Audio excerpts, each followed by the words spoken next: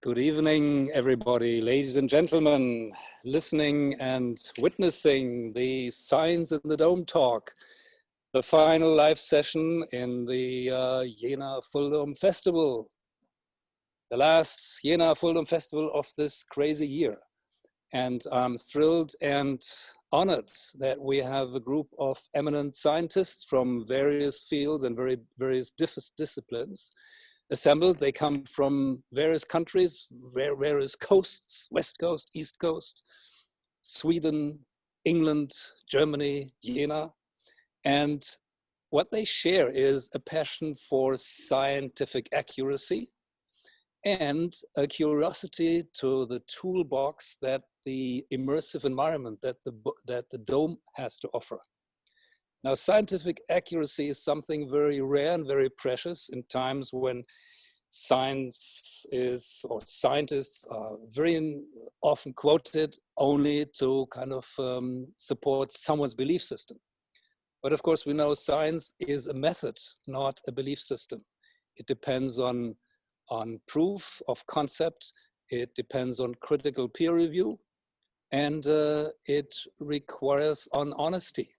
So these qualities are generally important, not just in the dome, everywhere, not even in science alone. But when science enters a new realm, the realm of 360-degree immersion, it has effects on how you approach your scientific processes, your need to visualize complex dynamics, and you need to kind of find the people that are willing to pioneer in these fields. And I think it's a really worthwhile challenge to find out. There are so many complex realities that are moving, that are dynamic, and it's not a good idea just to simplify them and pretend they are just simple bricks. But when there's a tool which can adequately illustrate complex dynamics, relationships between fields, interdisciplinary approaches, that was something that I would say is really interesting to the scientific community.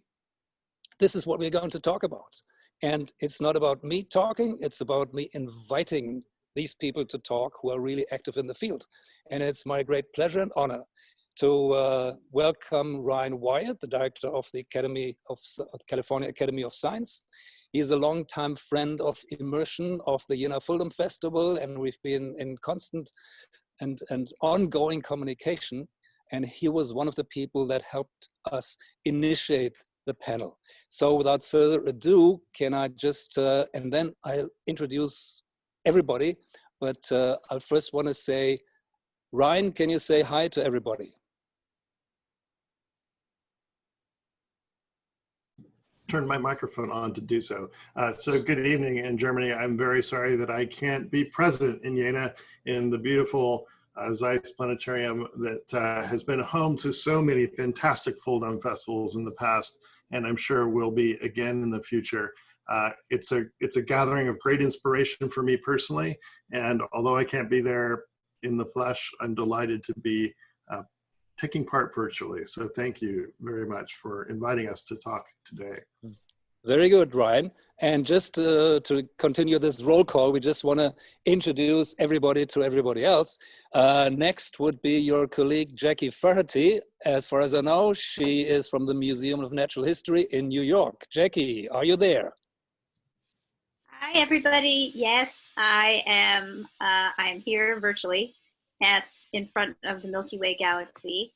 And it's a pleasure to be here. I wish we could all be there in Jena, sipping cocktails maybe after a wonderful presentation and listening to the piano. But it's 2 o'clock here, so no cocktails yet.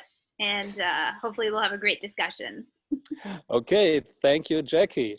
We are jumping across the Atlantic Ocean and instantaneously landing in Linköping with Anders Innerman. Please, Anders, say hi to us. Hello, great. Thanks so much for the invitation to join in tonight and to discuss some of the amazing opportunities of immersive visualization for science and for communication. And I'm really looking forward to the discussion coming Good. up. And we stay in Europe, but jump across to the British island, and there is the harbor town of Plymouth. And if I'm not mistaken, there is Mike Phillips from the IDET in the Plymouth University. Mike, say hi to us. Yes, hey, thank you very much, Mickey, for inviting me to be here. And just to say, your statement about being in Europe was, it's a very sad, well, it's a sad time for all of us, but especially us here. Okay. I'm hanging on to my Irish passport, so yes. Okay. Lovely to be with you. Europe is kind of is a principle and a concept, not just a political unit. But okay, worth discussing. The funny thing is, I'm sitting here in the Jena Zeiss Planetarium, and a few meters away is Henrik Hutov from the Jena University, and he will say hi to you too.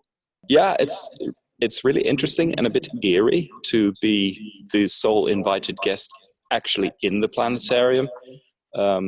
It's a shame that there's not more people here, but I think it's brilliant that Mickey has found such an adequate solution with the online stream of this festival to make sure it can go ahead.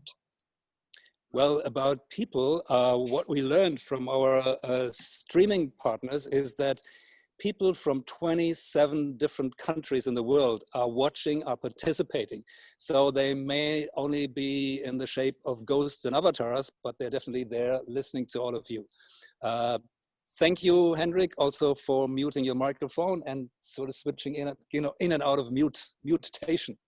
But last but not least, Arjuna Kohlmeyer. As I learned, she's at the Pacific Coast at Santa Barbara. Arjuna Kohlmeyer, can you say hello to us? Hi, everybody.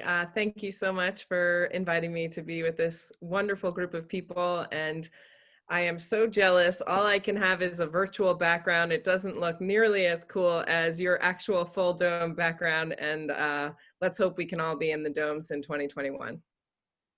Thank you. My home is my castle. My dome is my home, and we kind of agreed that each of you will get something like a free time between 5 and 10 minutes to make a presentation, to discuss what you want to share in terms of science in the dome. And we proceed in the same order as the introductions went, which means good old Ryan Wyatt, friend from California, please share what you want to share with us. Ryan, take it away.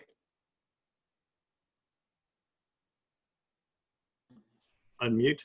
But it would be great to be there in person, because I think that so much of what we want and need to touch on is, it's about the importance of science and authenticity that you touched on, Mickey. It's also about the experience of scientific data.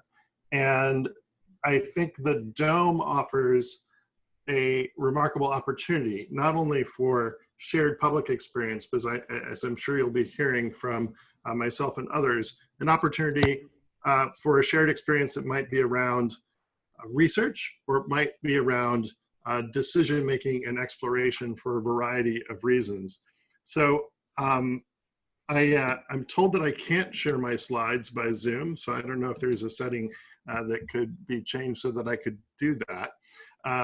But I did want to touch on, I think, a couple of interesting things about planetariums, which is that they are originally, originally were sort of purpose-built to do data visualization of sort of only one thing, which was the night sky, and to offer an experience that replicated the experience of going out under the night sky. And yet, as we've explored the digital era of planetariums, we've been able to expand that kind of data set from the one experience of the night sky, which might be around the sort of theaters of time and space concept of being able to move forward and backward in time, but always with an Earth-centered focus, to now in the digital era, opening the planetarium up not only to broader sort of conceptualizations of 21st century astronomy that we'll hear more about but also a variety of disciplines. And so coming from the California Academy of Sciences, which has a long history of doing research, not so much in astronomy, but in life sciences and in exploring the natural world, as my background indicates, with a kind of data representation around our own home planet Earth, we've tried to look at how we can push the boundaries of some of the science content that's covered, at least in sort of the planetarium shows that we distribute, but we're also interested in pushing the limits of where scientific exploration in the dome can go. So again, I'm coming from the California Academy of Sciences, and to kind of touch on some of the themes that I already introduced while killing time, I think that we're really looking at the evolution of the planetarium over the last century to be not just a storytelling device for the night sky, but a storytelling device for science in general. So this is what my planetarium looks like, Morrison Planetarium at the California Academy of Sciences. It's a tilted dome. It's a fully digital theater, so there's no sort of electronic or optomechanical beast in the center of the theater as there is there in Jena or in many theaters. But it is a fully digital experience. And I think to give a little context, because what planetariums do so incredibly well is provide context. I want to kind of lift up out of Morrison Planetarium and show you where it resides. It actually, the hill that you see in the distance there is the top of the California Academy of Sciences in San Francisco. And that roof, that curved green roof, covers the planetarium dome, sort of creating part of the landscape of the new building. And if you ascend to an aerial perspective, the Academy of Sciences is the largest green building in the world, open to the public, has been for the last almost 13 years. And the stories that we want to tell, again, are not just around astronomy.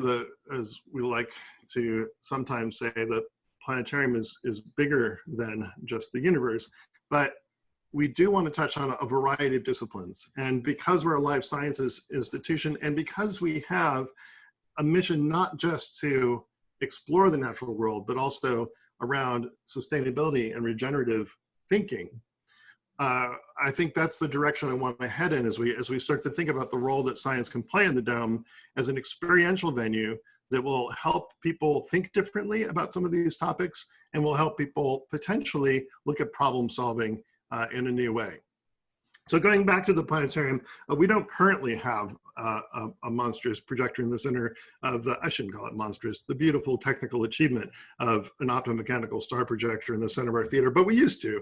And because our planetarium was built in 1952, when we couldn't acquire an instrument from Germany, we built our own. And it's kind of an interesting story around the DIY quality of San Francisco that we chose to build our own optomechanical star projector. And as I mentioned in my introduction, this had one job, which was to show one data set. And this data set included some 3,300 stars correctly positioned in the night sky. And that one scientific data set provided the kind of foundation of all of our programming. And so I think it's just an interesting note that we did actually start the planetarium field rooted in something that was both based in data and yet profoundly experiential. Now we use a different sort of computers to project real-time data into the dome. So we're constantly refreshing this fully digital and immersive image the way all FullDome planetariums do, using racks of computers.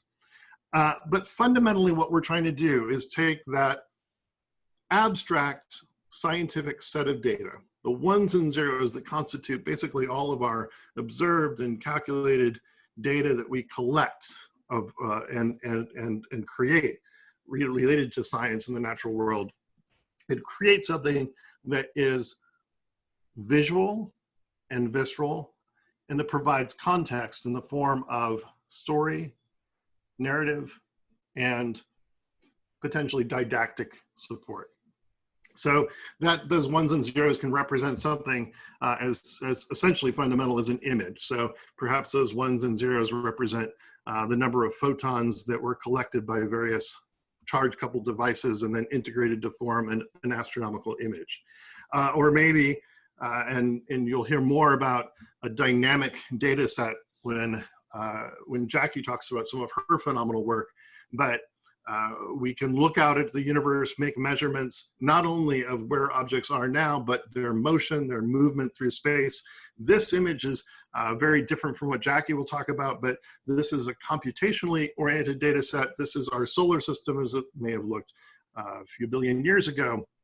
And the blurred kind of disk that you see are the blurred orbits. And I talk about context, but of course we're only seeing one frame of an extended animation. And so this is a computational data set where we're looking at how the orbits of planets early in the solar system may have shifted and basically scattered out the small lightweight objects in the outer solar system. So when you see this in the planetarium dome, you are basically inside this kind of giant gravitationally influenced mosh pit with these sort of pin-like structures, these meteors that you see shooting out of the solar system, basically trajectories that show, as time is sped up, how objects were kicked out of our solar system early in its history. And this kind of dynamic visualization, the researcher actually who was involved with providing these data and doing the simulation, when he saw it in the planetarium dome, said that he had seen things that he'd never seen in the data before. And I think that's the kind of opportunity that we can really bring to the fore in our conversation today, which is that this is a visceral, fantastic, exciting scene in a show, which, so in the context of a moving image, in the context of a storyline, but it also has a nugget of potential for being able to analyze and see data in a new way. So it's both about providing our broader general audiences an opportunity to experience authentic science data, and potentially, I think, to turn that around and bring scientists back into a dome to be able to have conversations around data and to have experiences around data that are distinctly different. So let me just rapidly kind of go through some other examples. We also look at a lot of Earth-oriented data, as I mentioned very briefly in passing. This is a data set that shows the rivers that are enriched by salmon as they travel from the northeastern Pacific Ocean into the northwestern corners of the North American continent. So you can see Alaska off to the left, extending to the state of Washington off to the right. These are regions that are enriched by the movement, the literal movement of salmon as they feed offshore and then move inland. We look at ocean currents and the way those transport, in the case of the story that we're telling here, coral, baby coral, basically, through various regions around the globe, and another dynamic data set that allows people to kind of see connections that would not necessarily be available to them without a really strong visual depiction. And we also talk about, very importantly, the human impact on all of these systems. So in this example, we're showing airline flights over the course of a day. I showed a data set to start out with, astronomically oriented, that actually evolved over millions of years. The salmon, as you might imagine, occur over a seasonal variation, but of course our human activities occur on a much, much shorter time scale. And so again, as we look at how we provide context, we can allow people to see patterns that emerge only after looking at something for millennia or days, or in this case, hours. And this opportunity for visual representation, I think, is absolutely critical when we think about how to communicate science to our broader audiences. And the thing is that with immersive media, you can bring this into a lot of different contexts. And of course, now we're experiencing this program in 360 as maybe a kind of a bit of a stand-in for the planetarium. But I think that the potential of the visualization, which could really apply to things like VR headsets or flat screens or many different kinds of environments, has especially great promise when you look at planetariums.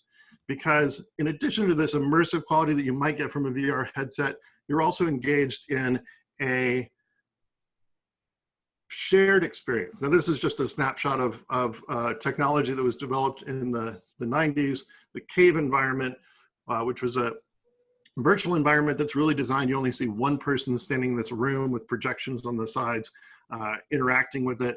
But you can have a small group of people interacting with the data in a virtual environment. But it's really kind of designed with one specific eye point. But the technology was leveraged as a way of allowing scientists to collaborate in a shared virtual space.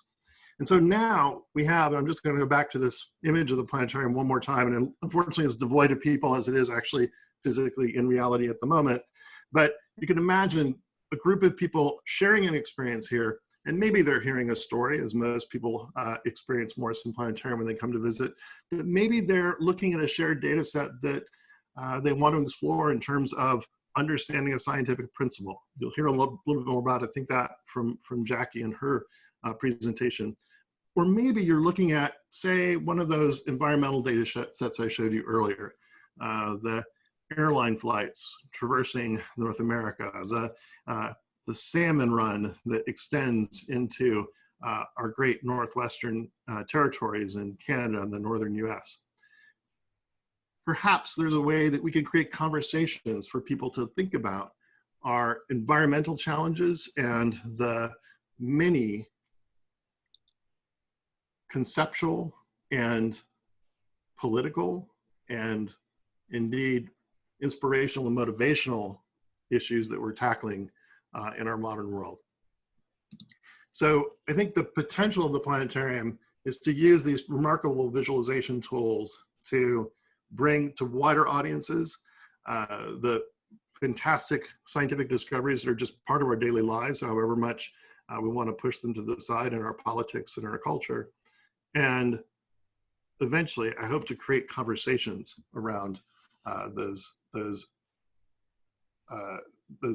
new ideas and the future that we can create from them.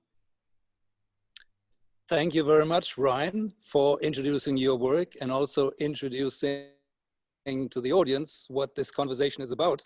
And in fact, after each of you panelists have presented what you're doing, this is what we encourage, that you talk to each other, that you question, that you ask for clarification, that you share inspiration amongst each other. I'd also like to mention that after the first round of everybody's presenting, we'll have a bit of a musical intermission, and then we go into the conversation. That was what you brought up. And Ryan, sorry again, my apologies for the missed opportunity of sharing your screen right away. I was helped by our competent team, and now it looks like everybody should be able to share their screen if they so desire. My next introduction goes to New York, goes to Jackie Ferrati, and I would ask Jackie now to say a little bit of your current situation, your background, and then what your take is on Science in the Dome. Jackie, take it away. Thanks, Mickey. I think I'm going to take right off from what Ryan was setting up in the sense that my role is as an astronomer, a professional research astronomer. And I also happen to wear another hat in my position at the American Museum of Natural History, which houses the Hayden Planetarium, a planetarium that rivals all of the great ones that we just heard about, Morrison Planetarium, Jena, these beautiful visualization places on the planet. Now, as an astronomer, I use scientific data all the time. I want to jump into my data. I'd like to just fly around in my data. And that's when I wear my scientific hat. And then when I get into my educational hat, and I get to tell all my stories of, what are the planets and what are the kinds of things that astronomers are looking at right now, it came clear that we were at a moment where software, planetarium software, was intersecting in a really nice way with scientific data that could be incorporated and we could bring it to life within the theater, within the place that we're usually telling our education stories. So the character that I am in the story is that I'm the scientist that wanted to walk in there. I'm also the educator that's like, hey, other half of your brain, you like to play with this visualization software to create these great education stories. And the scientist in my brain said, hey, I'd like to use that software and fly around in the dome. And I became one of these people that is like constantly rah, rah, rah. I want to walk into the dome. And so a little inside baseball on this is that the way the Hayden Planetarium works is that it is almost essentially used to run our space shows, which are these beautifully well-produced shows that are 30 minutes long or 25 minutes long that run every 30 minutes from opening to closing. So from 10 a.m. until 5 p.m. And that's what the techs and the engineers are doing. They're running those space shows, and they're beautiful. They cost a lot of money. They take a lot of effort to create them. And it's only in the after hours and the early morning hours that you could even get permission to go into the dome to play with your data. But because I go in there to do some education work anyway, I have this access tool to being able to walk in and bring something that's it has an education component to it, that has a science component into it. So I'm one of these rare astronomers that has gotten access to being able to walk into a planetarium dome, load up my data, and play around. So on the flip side of this, what I want to set up is that, scientists, when I was a little kid, I used to look at what scientists did. And what I saw is a lot of scientists get to go out into the field and do stuff. I liked those that were like hands-on, experimental. You could go to a lab and you could work, but like anthropologists and paleontologists, they get to go to their spots. They get to like see where ancient hominids came from, and they'll like stand and look around in Africa and see the location. And I've always felt like astronomy deserves that too. And when we walk outside on a beautiful night and you look up, you see stars and it feels great, right? Like you can look around and be like, oh, what's that? What's this? What's this? I'm so excited at what I'm seeing. But you're stuck, like this image behind me, you're stuck with your viewpoint here on Earth. And astronomy has exploded. We know so much more. And so yes, the great planetarium views where you walk in, you sit in the dome, and they bring that gorgeous, clear nighttime sky out for you, which is magical and something that I think a lot of urban folks need to see, because you don't get to see it when you're in an urban environment when there's a lot of light pollution. But the best part now is that is not what planetariums are doing anymore. What we can do is do the thing like the other scientists that I was jealous of get to do. We get to go on a rocket ship and fly to what we want to see. And that both sounds exciting because it sounds like Star Trek, and there are a lot of Star Trek fans in, or whatever, Star Wars, whatever you want to think about from science fiction. So you get to be flying around your data, but then you bring your scientific eye with you and you look around and you see what's there. So I'm going to just take you through I'm going to just do still images for you, because I've tried to bring to life some of the data. And even though Anders, who's a absolute whiz at making sure this comes to life, I fear that my internet connection wasn't going to let me share anything properly. So I am going to share some still images that show you what some planetarium life looks like at Hayden and how it's kind of like transformed, right? So this is the Hayden Planetarium. This is the entrance as you walk in, and each one of the images, and I have 12 that I'll take you through, is going to step up in the kinds of things that we've changed and what we can do with this dome. So usually the dome, again, is being used to run space shows during the day for the public, but on special occasions, we bring the public in for live presentations of here's some science stories. Now, in this particular one, in each of the pictures you're going to see, it's me presenting something. You can see that from the ground is the Zeiss Projector, the classic planetarium view. And what you're seeing projected on the dome is a nighttime sky. And it's actually got some new data that I was showing to people of what the Milky Way looks like at a different wavelength. But it's got the Zeiss projected stars in there, and it's got some Milky Way there. This is like a classic, you come in, you get your nighttime sky. When you use the Zeiss projector here, you can't move amongst the stars. You can't leave your position, your apparent position on planet Earth. Here's another view, another classic, like this is how you learn to understand the positions and the locations of the stars. This is navigation. You would learn the stories of the constellations, and we can project all of that stuff, right? But then it gets better once we lift off. And here's a view. Again, I do a lot of the combination, or used to do a lot of the combination of the Zeiss projector with, starting with Zeiss, which shows you that gorgeous two-dimensional sky, and then switching to our digital software. And Anders, I think, will mention this, Open Space, which is an open source tool that we constantly use now. But this is a viewpoint now pulled away from the Earth with a bird's eye view. Now, I haven't gone too far away from the planet, but I'm able to turn on scientifically relevant data sets that are telling me things. So in this case, what's surrounding the Earth is the magnetosphere, our very protective envelope of our magnetic field, which protects us from the very, very dangerous radiation and solar wind. The shape of it is sculpted by the sun. You can fly around it. You can see where the shape is. You can see where it is in reference to the sun. Do a lot of this very important maneuvering around the data.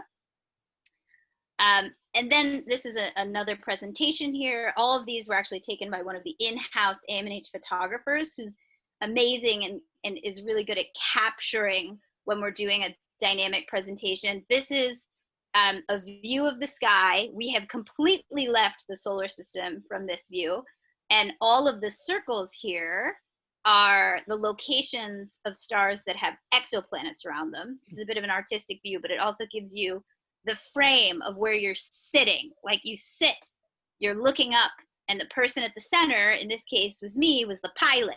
And I'm telling you where to look, and I'm telling you what to look for. And I am also seeing the data and thinking about what it means as I'm doing it. This is actually kind of similar to what Ryan was showing in some ways. This is another data set showing some dynamic nature to our solar system. At the center is the sun, and these are the paths, the trails of asteroids that are going around they're closer to Jupiter, but this is an asteroid view where we can turn on time at a rate so that you could see where they're orbiting and how they're orbiting. So we're moving farther away from the sun and getting some views of something more dynamic. And then the things that we can do is jump in. This is now showing a little bit more of our inside baseball. We have what we call the pit, which is this lower area in the dome, which runs the computers that are showing what's projected up there. And this is actually me teaching some research students. These were high school students that were working with me on a project to grab data and visualize it in the dome. And they had a specific subset of data that they were very interested in. We loaded it up for them. This is them inside of the dome. I like this image because you can see some sheer excitement on their faces as they're getting into it, and they're clearly in the driver's seat in the dome. And we've moved into this one little area inside of the planetarium, and they're flying it. We call it piloting it. They're in there looking at their data. All of those dots that you're seeing on the screen there are positions of stars. This is one of our techs, Micah Asinamapura, who's giving them some advice on how to fly. So that's them getting some advice on flying in there. And then this is one of them. These are all taken with a camera phone. These were not our professional photographer. These are camera phones, which I also am very impressed at how good the camera phone did at this. after they learned to manipulate the dome, after a research project that was going on for a year, they were able to get it down to the data set that they discovered, and it's projected onto the dome here. So this was them doing their scientific research and seeing it come to fruition. And then lastly, I'll go through 3 other slides where I get to go in there and do really new, hot, like state-of-the-art scientific work in the after hours when we're not doing space shows. And this is one which I think Juna will like, and Juna will probably talk quite a bit about the things that she's doing with mapping through the galaxy. These are galaxies in different positions out to a certain amount of distance away. And it's got an artistic flair because I was moving through them a little bit. So you're seeing them streaking here. But I was giving people a tour of the hierarchical nature of galaxies, how they form and how they move. Every time I do it, I learn something new about the data. And then this is one that I'm quite proud of, which I usually give talks only dedicated to this one data set, which is, this is an image in the dome of not the public viewing a data set. It's actually all scientists that are viewing a data set. And this is a revolutionary data set in astronomy that really demands that we use visualization tools. It's a 3-dimensional set of positions, velocities, distances to stars. And we have 1.7 billion of them that have oodles and oodles of scientific stories. And what they really demand is for you to go inside of them, look around what's there, and find structure and find stars that are matched to each other. And this was one of the very, very first times it had ever been displayed in a planetarium dome. And since then, this was actually the result of 2 master's students, actually just 1 master's student and 1 extremely talented advisor after the master's, Tim, and of course Anders, that made this happen in our planetarium dome. And we've since been bringing it wherever and however we can, bringing to life a data set that scientists hadn't ever even seen in this way.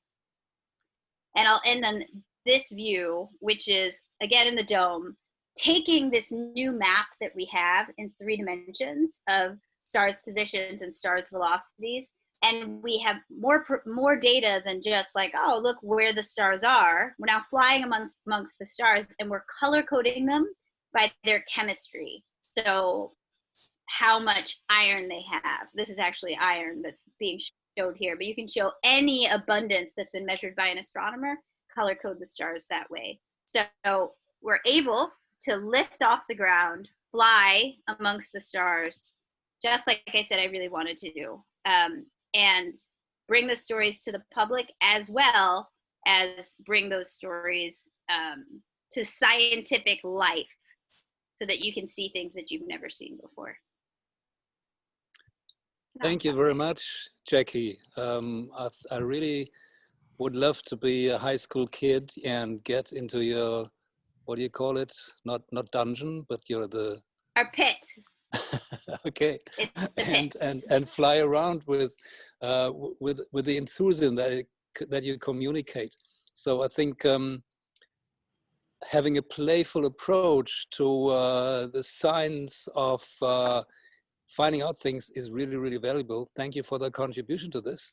And you made a number of references to our next presenter, Anders Innerman, which also reference to the point that the FullDome inclined scientists really form kind of a network. They know of each other, they support each other. So Anders, tell us about your professorship of scientific visualization and what kind of activity you do in the dome. Mm-hmm. Anders Innerman. So great. Thank you very, very much for inviting me, and thanks for giving me a few minutes to share some of my thoughts on what I call the exploration revolution that's going on right now. And let me switch to a few of my slides and see if I can bring you through some of these concepts that I think are of utmost importance right now. And this sort of change that's going on in the way that we communicate science. Being a scientist myself with an astrophysics background, particle physics, and then eventually moving into the area of scientific visualization, providing a tool for scientific exploration, but also to communicate science to a general audience. And of course, doing that in the context of a dome theater. My home base is the Norrköping Visualization Center. It's a part of the Linköping University. We have a public facility. It's actually quite an interesting facility in the sense that it's sort of technical research on visualization and on how to use dome theaters for scientific visualization, but also public exhibits in a science center. But combining that with technical research, spin-off companies in a very creative environment. So I would like to reach out to all of you and invite you to come and visit us and share with us some of your experiences as well. So the dome we have that we're playing around with has just been upgraded. So we're actually, we believe, the first 6P laser stereo system in a dome. And we're very proud of that. And it's an amazing facility to go fully stereoscopic inside of a high resolution 8K dome with laser projectors. And that's an amazing experience. Now, the fundamental concept that I wanted to put across tonight is what I call exploration. And let me explain what that means. Now, for many, many years, I have been working with many different application areas. Take, for instance, the medical visualization area, where we are providing tools for radiology, for any kind of exploration of the human body or biology. And those tools, what we have realized that nowadays, because of the speed of the computers, because of the availability of the data, because of the amazing methodology that we have developed, we can take exactly the same data, exactly the same methods, and adjust the interface just a little bit and allow general audiences, children, to become the explorers of the same scientific data that we use for research. So we're really shortcutting the distance between the public and the research community. And actually, as you will see, the arrow goes in the other way around as well, that we as researchers can learn quite a bit from the way that we communicate science using visualization to a public. Now, take, for example, this image here, which is actually just the raw data rendered in real time on a regular computer. Using our latest methods, photon mapping and everything like that. And people are going, wow, this looks pretty cool. It's medical data. But for me, in terms of the science communication, what I really want to put out there is also the notion of the mathematics and the equations behind that. To get some sort of appreciation of the science, not only the domain science, but also the technical science that goes into producing these wonderful, pretty pictures that you're used to seeing in dome theaters and in other places. This is a message in itself to communicate that this equation is being solved millions and millions of times every time you're looking at a screen. For every pixel on the screen, we're solving this equation by shooting a ray, a virtual ray through the data.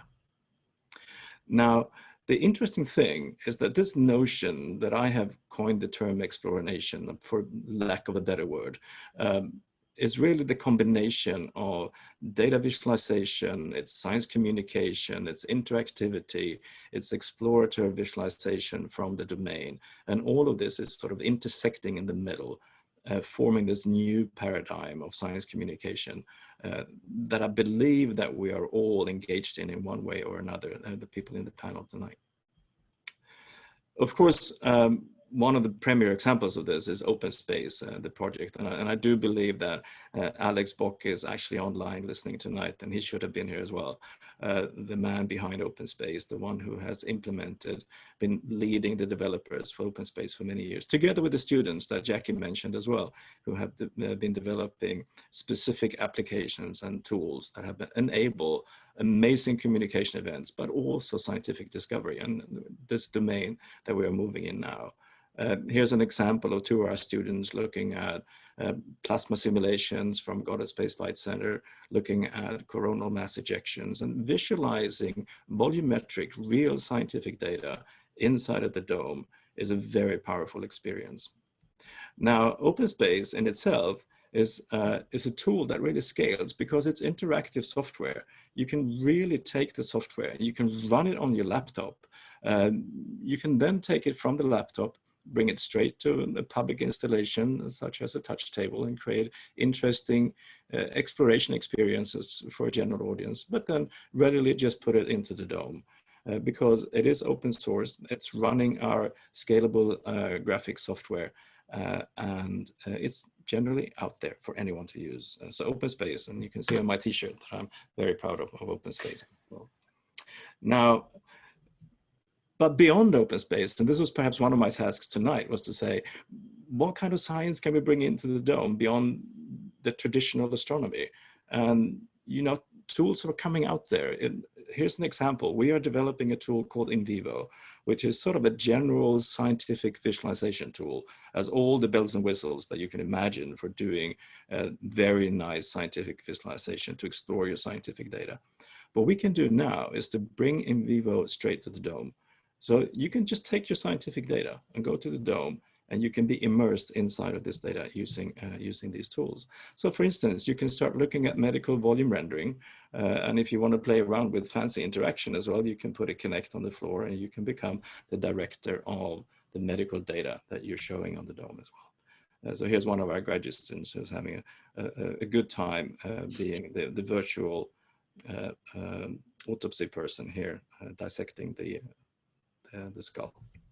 Now, another domain that's coming out as well, where we're also moving into the dome with, is the molecular biology domain.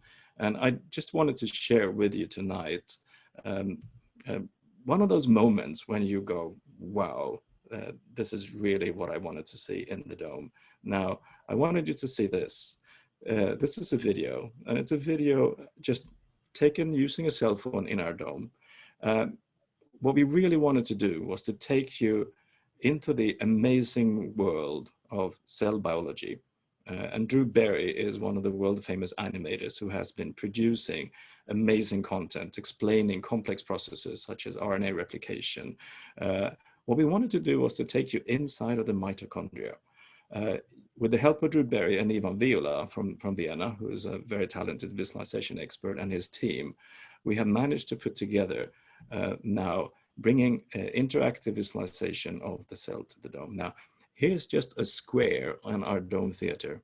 Now, the sense of wonder, the wow feeling, is what happens when you take that content and you turn it into a full dome experience. So you're stepping inside of the cell, you're inside of the mitochondria, and you're seeing millions, billions of proteins flying around, and you can be immersed inside of this data. This is where we're going in our molecular dome project. Now I'm unmuted again. I was so wrapped in the talk that you did, Anders. Thank you very much. I think it's really valuable to look at all sides of what life on Earth and beyond could mean. It's a little reminder in, I don't know, in other countries too, but today in Germany, it's called Totensonntag. It's a Memorial Day to honor the people that have deceased. And so to be aware and to learn in a mature and empathetic way about the realities of what threatens life from the COVID disease and the pandemic, I think is really helpful. What I really want to thank you for, Anders. I think, I didn't hear you say, but I think when you say all these data should be made available, what I see is dome-to-dome communication that scientific communities and the general public sit in their various domes around the world and get kind of an online view of the findings as they come in the scientific research. So I think there is just so much more to science in the dome than just being one researcher in one dome, but to imagine this network of dome hubs that communicate with each other and share their data with each other. So that's a thought that came immediately after this. And I'm now very happy to move over to Plymouth, where Mike Phillips is located with the university. We met a couple of years ago when FullDome UK moved to the tiny little dome that was in Plymouth University. And now he's a director of IDET. And I think it's also important that in order to contribute to science in the dome, you don't have to be, it's welcome if you're an astrophysicist, but even if you're a professor in design, you can be of immense service to the scientific exploration, but added with the knowledge on design and communication. So I'm very curious what Mike Phillips has to say to the group, to the world, to everybody. Mike, take it away. Thank you, Mickey, for that introduction. I'm going to share my screen, and I'm thank you so much for inviting me to be part of this very cool group of domies. I think what I want to talk about is actually to pick up on some of those different perspectives that have been given there throughout, particularly the kind of conversational element of the FullDome, the place where conversations happen. And this is from Borges, where he talks about the Aleph as this place on Earth where all places are seen from every angle, each standing clear without any confusion or blending. And I think this is, I have several quotes I've stolen from around the place, including Kurt Vonnegut's Chronosynclastic Infundibulum, which present a similar kind of model for what a FullDome is. And the dome in Plymouth, it has, you said, Mickey, is very small. It's a 9-meter dome. It used to be a planetarium. Now I like to think of it more of a kind of omniarium where we deal with all sorts of different kinds of science and art creations, and this is the sort of slogan for it, this place for manifestation of immaterial and imaginary worlds. And it's, I think, has had its very interesting origins. It was a planetarium run by a really interesting guy called Percy Seymour since the 60s, where it was built as the William Day Planetarium, and it was used to teach a lot of naval kind of students and researchers how to navigate by the stars. It had an old Zeiss projector in there, starboard projector. And of course, nowadays, nobody looks up at the stars apart from astronomers and people who visit planetariums, because they're all looking at the GPS devices. But it fell out of use, and it was reclaimed by the Earth Sciences, and we worked with them to establish it as a digital planetarium. Also, of course, in Plymouth, it's often very rainy, so you can't see through the clouds. But that's a feature we live with. But I think it's been sort of influential in terms of the community it's developed. And FullDome UK was founded there 2010, which is, I'll mention, it's coming back next year, touch wood, in Plymouth again, to its home. It's been running in the National Space Centre up in Leicester for a long time, as well as Think Tank in Birmingham. But the community of researchers that have sort of emerged from it include people like Donna Cox, Shah Davis, who wasn't quite FullDome, but her immersive work back in the 90s with Osmos and Ephemer are absolute kind of trailblazing work there. Isabella Bayer, and of course David Mcgondel, who I think most people know. Not quite sure what he does, actually. I think it's more like re-engineering the brain, but from founding the Illuminati to working with the Buckminster Fuller Institute, he's been somebody who has really carried the kind of message of the FullDome to the larger world and outside of the sciences, I think, as well, which is really where I'm kind of touching on with this talk. This was actually, the attraction was not the dome, but actually Roy Ascott, who really was part of a parallel history of art-science collaborations, I think, in that he was very much part of the Leonardo community, founded by Frank Molina. Roger now continues that mission that his father set up. He was a rocket scientist. To IZEA, which again is another kind of interdisciplinary very much arts focused, but struggling to engage with science and to work with scientists in really interesting ways. But the key thing I think about the R-Dome is that we've been working for a long time with scientists, as in one sense as a way of justifying the funding that we got to reconstruct it.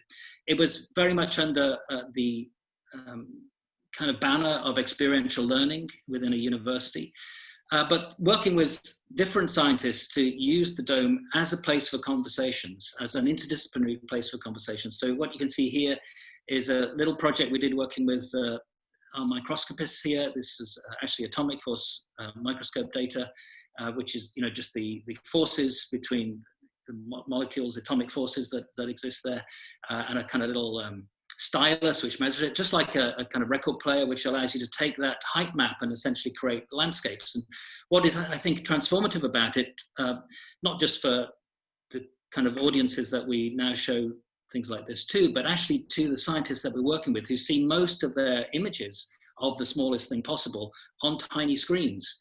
And suddenly they're immersed in this environment. And that kind of sense of the transcalar is fundamental to what we've been doing. And again, another slightly old piece was working with a Drosophila, slicing it up, and then creating a volumetric model of that, which allows us to fly through this thing.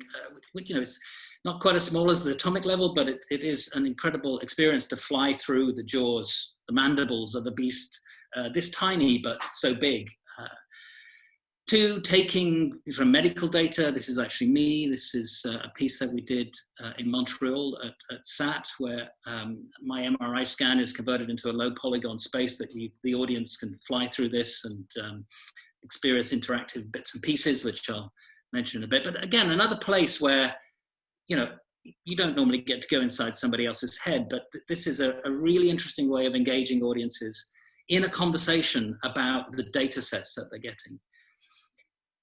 A piece that we did a little while ago was actually taking a building and slightly shifting the agenda for the intelligent building kind of mantra by trying to make the inhabitants of the building more intelligent by revealing to them through different kinds of interactions with the data that the building generated, their impact on the building. So their own ecological footprints, their community activity, the flow of data within the building.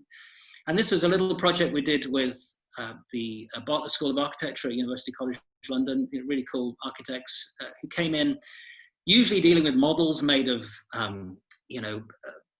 fiberboard and cardboard, and suddenly giving them a real-time data model of the building that this R-Dome sits next to. And they were suddenly able to understand by standing in this data model, a dynamic data model, that actually the building wasn't just a solid form made of steel and glass and bricks. It actually was a dynamic shifting thing. It was a living building. And again, transforming a concept that's fundamental to a discipline, that actually something that they study in a very objective way is actually something that is living and dynamic.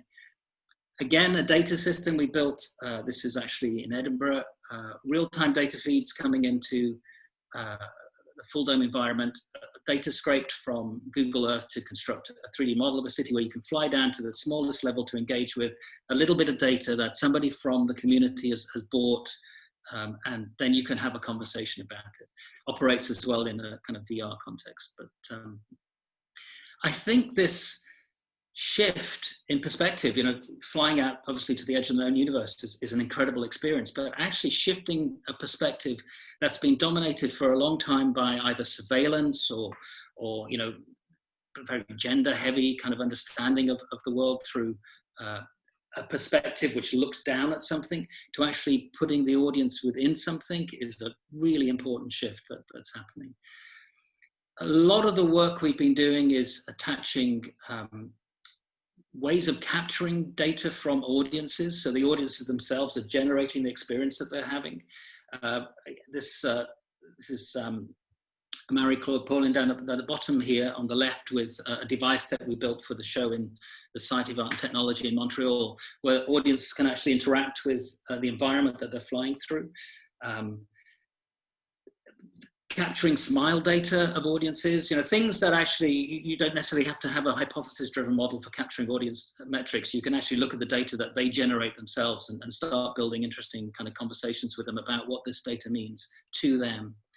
And probably this is evident most acutely in a project we did by taking data from remote sensors, mesh sensors that we created, these little kind of Zigbee-based technologies. Internet of Things data, real-time data into domes, visualizing that data and having conversations with the audience or the community, the schools that we were working with. In this case, this was in the North Devon Biosphere, which is a UNESCO area of scientific interest. Some of the Earth scientists were a little bit skeptical about our kind of Arduino-based small hacked-together technologies because they have very expensive, very large devices. One on a hill, ours were like 50 quid. We would distribute them across a large area, getting a lot of granularity. But their criticism was that it wasn't calibrated. What we found and what the scientists were really interested in was the way not knowing what it meant started a conversation with the audience. So a set of data, which wasn't authoritative, it was actually generated through a conversation, gave new knowledge, gave new conversations to them as well as to the audiences. And this has led us to some work recently, again, funded by the European Regional Development Fund. It's called the Environmental Futures and Big Data Impact Lab, where the Dome has a key role in taking these different data sets from different companies in the southwest of England and feeding them into dynamic experiences. This is from Dr. Fish. It's a commentary on that previous project where he really highlights this thing that I think is important as a designer and as a creative, is this idea that as much as the rational technocracies of policy and decision-making might otherwise imply, environment processes need to be felt as much as understood. And I think this is something that we're really interested in doing, is making people feel these data, what it means, and to have conversations about it. Some of these projects we've been doing through the Impact Lab, most of them, they're all data-based, and they are all about these kind of conversations with particular different kinds of audiences, whether it's Kent's Cavern, where we're scanning, LiDAR scanning the insides of this environment for a kind of cultural and the geological engagement, to working with a company called Polonaise, who are doing some really cool stuff with the flight of bees, using those AIs to decipher the waggle dance, to look at the source of the beehives where the food is getting, to working with the Riviera Geopark, where geothermal data is being extracted from the geology. So working with audiences in engaging them in a conversation about the thing that they're looking at is a fundamental part of our agenda in terms of a design agenda. But, and to end with, just in terms of, something it's really cool to announce here, we've been working with FullDome UK, which is very much driven by Gaia Nova, Ben Stern and Phil Mayer, who may be watching right now, actually. Pedro Zaz is part of that community as well, who I saw was on earlier. Gaia Nova have been working for a Real Ideas organization in Plymouth to build this really cool space. It's called the Market Hall, and it's been recovered from behind a kind of military wall. It's in an area of Plymouth which is has massive kind of problems with multiple deprivation, and this dome has become not quite open yet, but I was privileged to see a test of the amazing system they built in there. Very much inspired by the FullDome in SAT, which has a flat floor. It's a performance space, as well as, it's a great place for raves, as well as a place you can do some really interesting kind of projections in. This is a really cool environment, and our dome now suddenly has an outlet from these kind of experimental processes to engaging with a much sort of more diverse and inclusive set of audiences. So I'm going to end there with that art again. I think this is a very good description of what a FullDome is. Thank you. Thank you, Mike. And it's so good to hear encouraging signals coming out of Plymouth and Gaia Nova and the FullDome UK universe. So it looks like things are moving there. And I don't know if anybody has seen earlier this night, we had a little presentation from friends in Bangkok, Thailand, who just installed a 35 diameter meter dome right next to Chulalongkorn University campus. So I think the network of institutions, individuals, dedicated groups, be they from the academic side, be they from the half academic side and the artist side, there's really some amazing communication going on. And communication is the key to move on to the guy who is sitting just across the room. I don't know if you can see this in the in the stream. Henrik Hutov, he popped up only recently, and with that, this is exactly what this conversation is about. He's deeply involved in studying microorganisms in the Jena University, and we are deeply involved in visualization and dome, and so now we start communicating. And so I just like to give the floor to Henrik. So may he share his microorganismic vision of the dome. Henrik. Thank you so much for the invitation to be part of this really exciting panel. I am the head of education of the Jena School for Microbial Communication. That is a postgraduate training program in microbiology. We are also part of the Research Cluster of Excellence Balance of the Microverse. And we really like to look at microbiology in all its diverse habitats. So life on Earth is originated from microbial life, and we are still, all of us, dependent on microbial life. And these life forms that we don't see, we now would like to tell the story of how microbes are so important for us in all levels by making a film for the dome format.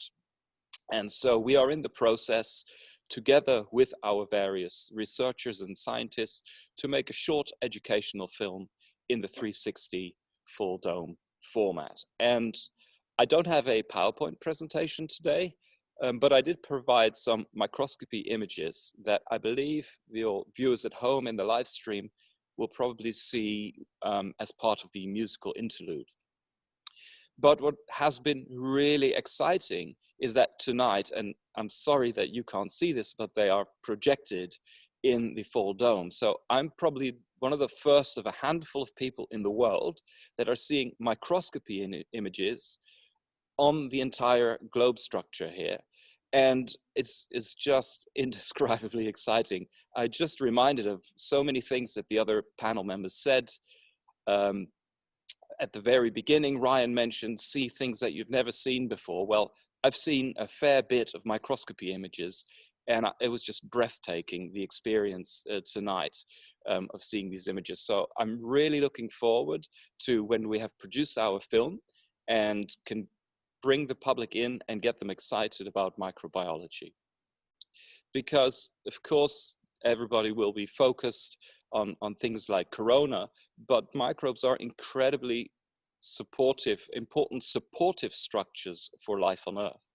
For instance, microalgae that live in the oceans create about up to 50% of the oxygen in our atmosphere. So without microbes, we couldn't breathe air.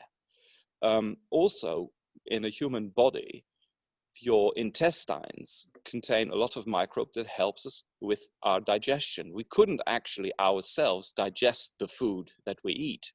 Microbes do that for us. They break our food into small sizable bits that we can then transport through our bloodstream throughout the entire body to sustain ourselves. So again there, without microbes, we wouldn't be able to exist. And our team of researchers is really a collaborative one over all these different sectors, where we look at the microbes that live in the groundwater, in the oceans, but also in the soil of forests. For instance, plants are dependent on microbes that colonize their roots in order to provide them with nutrients that they themselves can't generate.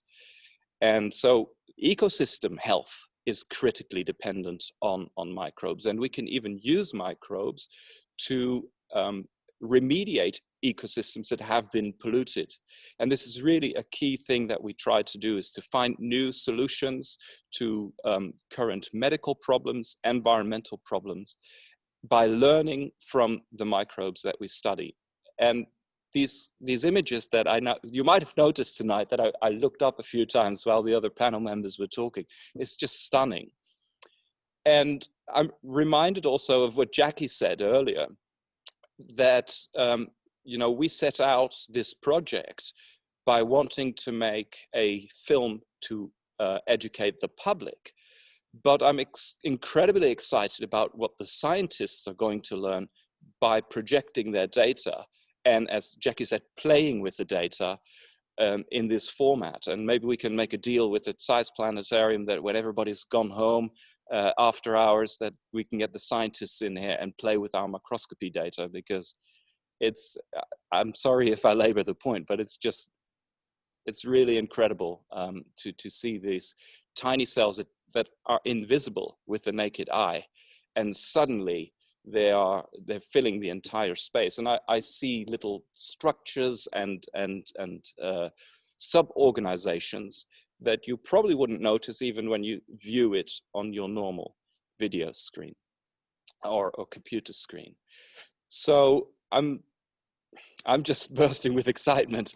And so I'm learning really a lot from all the other panel members about the kind of interactive tools that we can use and develop for making this film. I'm going to keep my presentation relatively short because I think I've said everything I've had to say. We hope to present to you at some point next year an exciting short film where we will explain the life of microbes with the imagery that we generate during our research. And you will see some of this during the musical interlude. Something perhaps requires a little bit of explanation, that some of these images have very bright fluorescent pink or green or blue colors. And that's not the colors of the microbes themselves. These are tricks, fluorescent dyes that we use in the laboratory to visualize certain components, such as the cell membrane or perhaps the DNA of a microbe. And then we use these fluorescent dyes to specifically highlight certain features. So I think that's some of the images that you will be seeing shortly in the musical interlude. And hopefully when this Corona situation is all behind us and we can all go back into the planetaria all over the world, you will one day be able to see the film that we are working on currently. Thank you very much, Henrik. I think in your mind's eye, a lot of this film directing is already happening, and we can watch you in real time getting excited about this project. And I'm so happy that this was inspired by so many of the panelists here. And I think this is also important to not only share data, but also to share excitement about doing the best we can with those data. And now I think it's really fitting that after your excursion, your excited excursion into the world of microbes, the ultimate microcosm, we now shift over to Arjuna Kohlmeyer, who is just at the other end of the natural world spectrum. She just maps the whole universe, all the known stars and planets and galaxies. And here they are already. And so I think without further ado, I'd like to share the screen, and Juna is already sharing the screen. Arjuna Kohlmeyer, Carnegie Institutions for Science.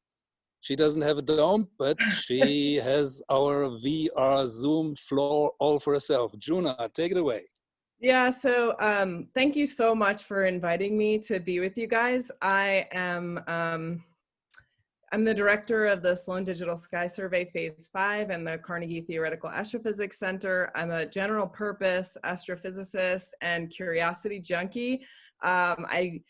I don't have a dome. I don't have any of these fancy domes that you guys have, so I'm mainly just feeling really jealous of everything. But what I do have is access to a bunch of telescopes. And with those telescopes, we're trying to probe the mysteries of the universe. And why I'm here and why I'm excited about the future and why I want to get into these domes, and why, as I'll share in a minute, I'm building a kind of mini facility to allow the barefooted astrophysicist to have some fraction of the experience you get to have in your domes, is because we are up against real challenges in terms of understanding these big mysteries. So I'm showing some telescopes here, particularly the SDSS telescope, the DuPont telescope at Las Campanas Observatory, and our soon to be constructed local volume mapper telescope, along with the Magellan 1 and 2 telescopes. These are the telescopes that I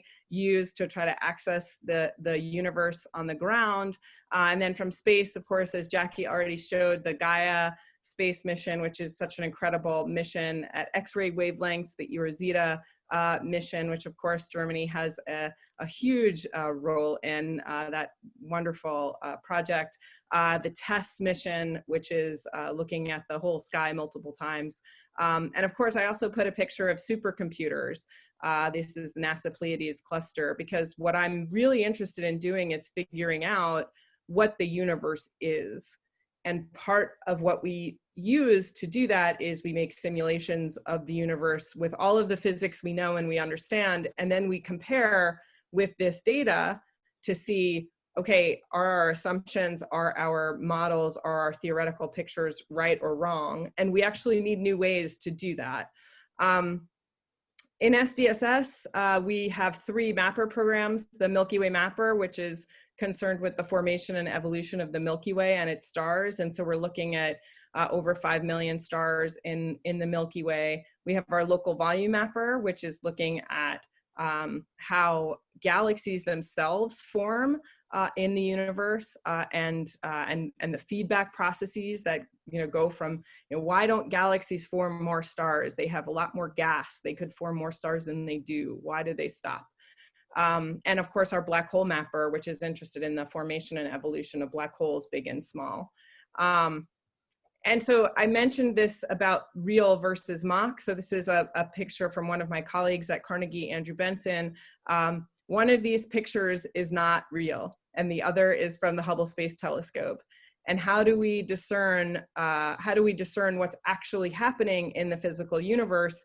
These visualization tools, this is just a simple picture, but one of the things that is a telltale sign are the ways that our theories go wrong. And that really leads the way to figuring out about the physical universe. I just want to remind everyone that even though SDSS-4 has just released the largest map of the galaxies in the universe, we've still only mapped less than 1% of the universe. And just kind of talking to the point that was raised earlier, this data is released 100% to the public. It is so important. And what I loved about what we heard from all of the speakers previously, it is so important that we unleash the inner curiosity and scientists of children.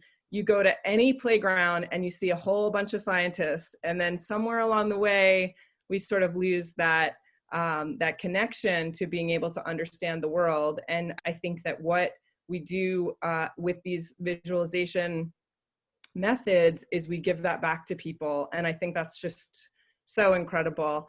And so it's really important just to say, releasing your data is so powerful. I don't have a dome, like I said before, but I have a garage. So, so what can I do in my garage?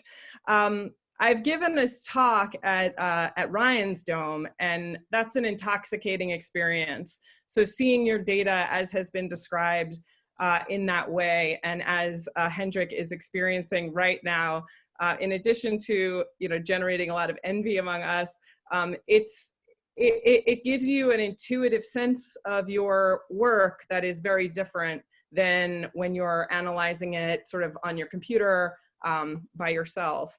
And not everyone can have access to those domes all the time.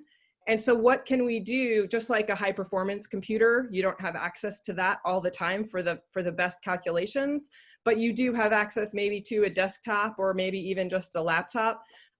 What we are trying to build here at Carnegie is something that's sort of intermediate between what you get in a full dome experience, which is just unquestionably the gold standard of immersive experiences. This is just to say we built this during COVID, so that's my feelings about that coronavirus that Anders was just saying earlier. And what we wanted to build was sort of a 21st century workspace so that we could be together and we could collaborate together. Science in the 21st century is not it's not purely a lone person working alone in the darkness, although sometimes it is. Happily, it's not always like that. In SDSS, we have a collaboration of over 1,000 people that all work together and need to, and that makes it better than just the sum of those 1,000 people. What we're able to produce is better. And so I think having a workspace where we can actually be using all of these things that are being developed to do that, and you don't need a huge space to do it. You can do it in a garage. This is our little garage as it's being transformed into our little mini place. This is built by Mcgondel in Iowa. And you can see them putting it together there. And then you can see me in our little mini, not FullDome in earlier in October, and my colleague Tony Pyro in front of the fully built thing. We will be using Anders' open space. We will be trying to develop things there as an intermediate step so that we can then move into the domes with our discovery. And the idea here is that we're not doing this, we're not doing this just to have a new toy. We're doing this because we actually need to make breakthroughs in our discovery space. And that comes, I loved what Anders was saying earlier about the mathematics of it, because that's such a huge part, particularly in theoretical work, of trying to extract information from the data that often it comes with uncertainties and errors. How do you extract, how do you know when your simulation has a bug in your code that you need to fix?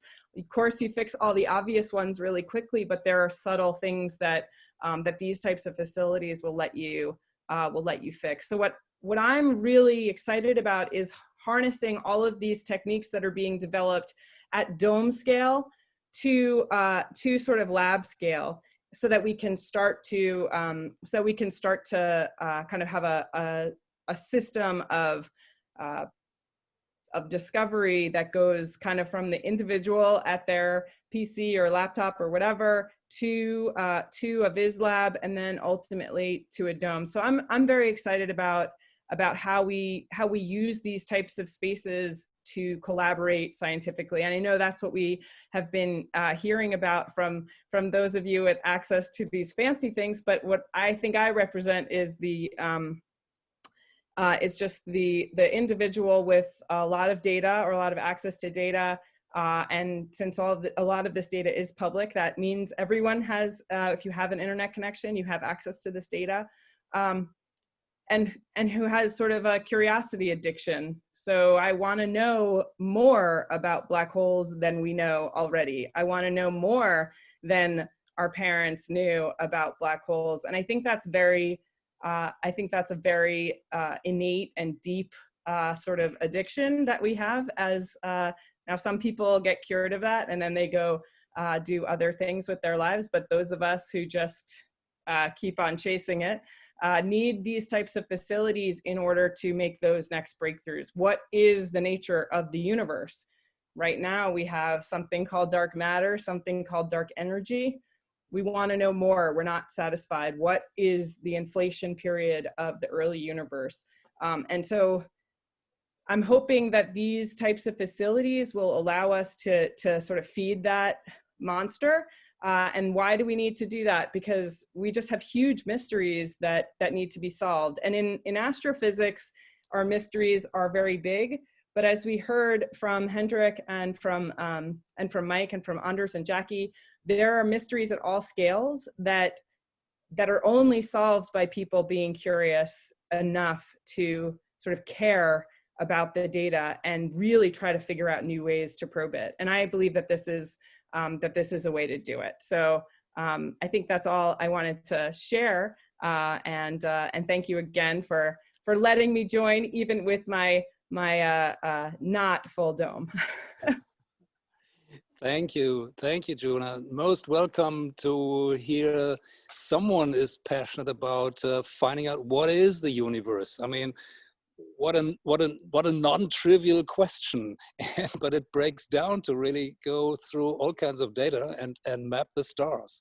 Now, I'd like to move to Tilman Wölz, who is the man on the piano, and his job will be now to follow up on Mike Phillips' quote, what he showed us, the quote that it's as important to feel than to understand, and to enhance the understanding by feeling what it means and what it affects us, and getting real about the abstraction that we're surrounded with, and how that maps into the emotion of listening to music.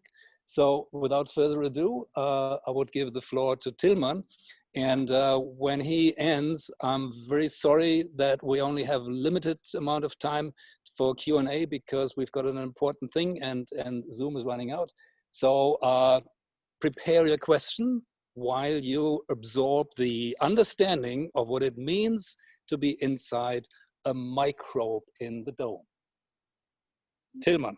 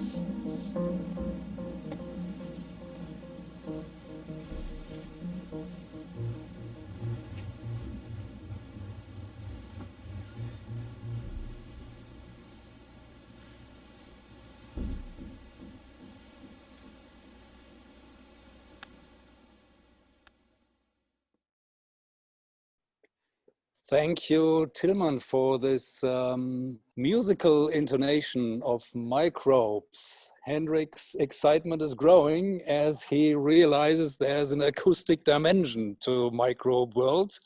And so I'll announce it true and tough. We have 10 minutes to go.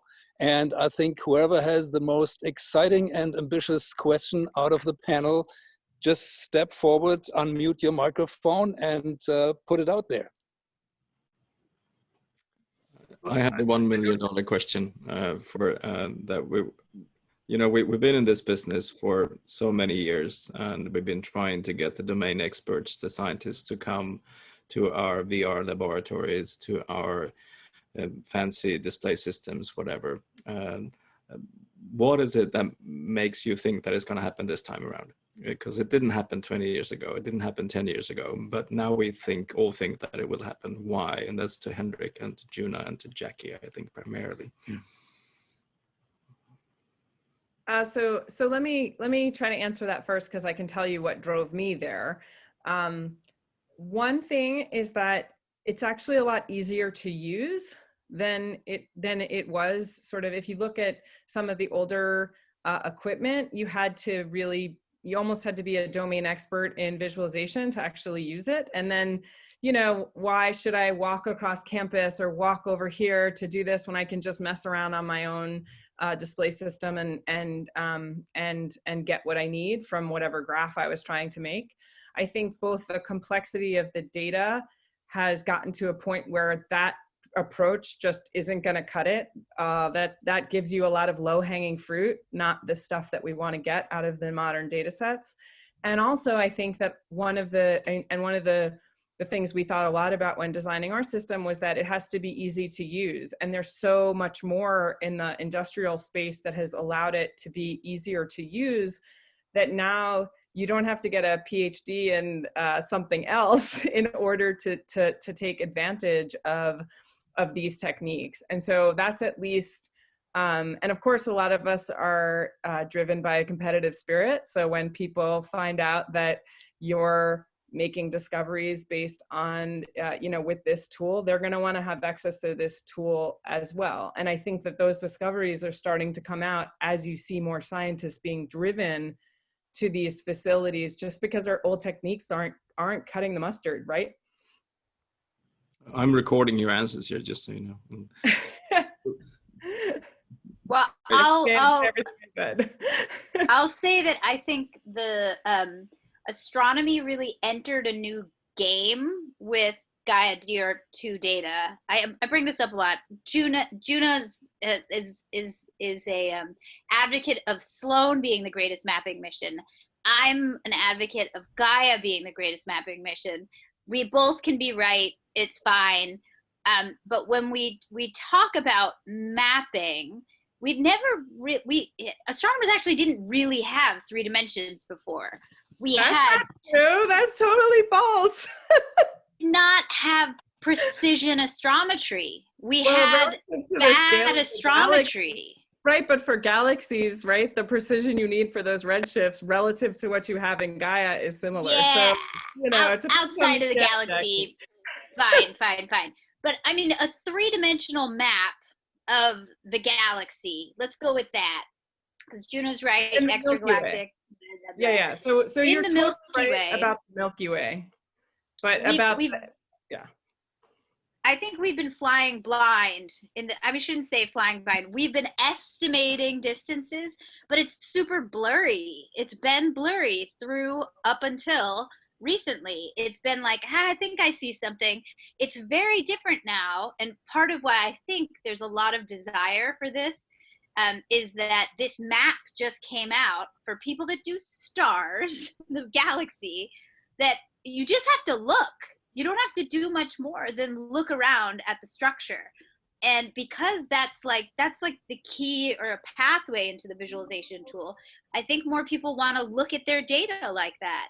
So, and I will say that one of the really cool things that happened in the Hayden Planetarium many years ago was that Brent Tully wanted to look at his extragalactic data. Ryan probably remembers this better than I do. I've only heard the stories. I wasn't actually, I was like a little kid back then. but the academically. But he was like, I'd like to play in 3 dimensions with my data because you want to immerse yourself in it. And it's exactly like that now with stars. Like, we want to jump in. We want to like fly through the data. Somebody's sharing. Yeah, so I just want to riff on that. So the fact that so Jackie, so both Jackie and I are correct as always. I'm just showing the mapping of galaxies. So the Milky Way is one galaxy with, you know, hundreds of billions of stars in it, and so we've only mapped a fraction of that before Gaia, and even Gaia is a small fraction of the Milky Way itself in terms of all of its stars. But what I'm showing here is galaxies. This was in 1929. Hubble discovered the expansion of the universe with 24 galaxies in a really ratty plot. Then in the early 80s and 90s, with 1,000 galaxies, you saw that these galaxies were clumped together. And now with SDSS, we see those maps that I showed before. So the point is that these maps actually do yield huge discoveries. And I think what Jackie's saying is that within the Milky Way, we had, if you look at the old maps like the Tycho catalog, that would be similar to Hubble's map. Or if you look at Hipparcos, that might be similar to the CFA map. And now with Gaia, we have kind of a Sloan-like map for the Milky Way itself. But just to put a point on it, we are so not done mapping, and there are, every time you go up a decade in sort of this number of objects that you're mapping, you reveal a new sort of threshold in our whole understanding. So it's like, it is the case that when you just look at this data, you see things that you just couldn't envision before. Of course, in the 20s, they didn't envision the whole size of the universe. Now we're wrestling with different issues about what its material being is, what it really is. And in the Milky Way itself, how did it form? Juna, So I think right, excuse me, Juna. I think I heard you say that we know about 1% of the universe, which I think is an awful lot when I think of how big the universe is. So there's still definitely a lot to explore. I think in view of the time, I think it's so good to have lively disputes about how many dimensions do we know and do we not know, and where do we expand into. I would like to expand into asking Mike, like a closing statement that can be a question and answer or both, by Mike Phillips, and then a closing remark by Ryan, who opened it, and then the questions will continue. So Mike, where are you now at this moment? Yeah, somewhere in a spiral arm of the galaxy, traveling at however many thousands of miles a second. I don't, yes, it is. I have really valued, especially that kind of discussion. One of the interesting things is the understanding of the data that we're looking at. As I said, I work with these earth scientists, and there's seems to be 2 kind of cohorts. That there are those who deal with instruments and those who deal with human collected data. And what's really interesting is the arguments they get into.